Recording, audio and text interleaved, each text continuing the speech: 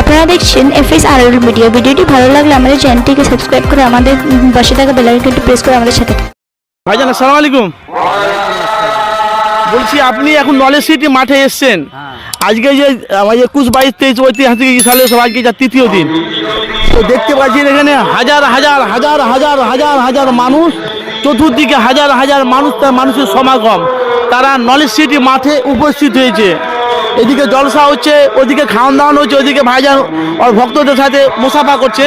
যে knowledge city এসেছেন কোন উদ্দেশ্যে এসেছে? ভাইজানের উদ্দেশ্য ভালোবাসার উদ্দেশ্যে, না নলেজ সিটি দেখার জন্য, না নলেজ সিটি মাঠটা দেখার জন্য? ভাইজানকে ভালোবেসে ওনার জলসা হচ্ছে, দেখছি শুনছি, খুবই ভালো লাগছে। নলেজ সিটি করেছে, খুবই উন্নতি করছে ভাইজান, এতে খুবই খুশি আমরা।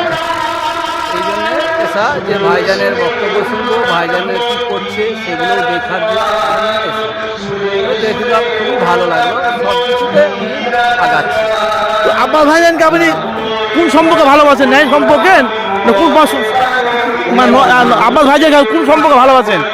দাদা উনি কলকাতার উনি শিল্পীরা প্রত্যেক সম্পর্কে একজন। আমরা ওনাকে খুবই ভালো। আমার বাড়ি কোথায়? ঘনেশ্যাম পার্টি। হ্যাঁ, ঘনেশ্যাম পার্টি। নাম কি? আশরাফুল মল্লিক।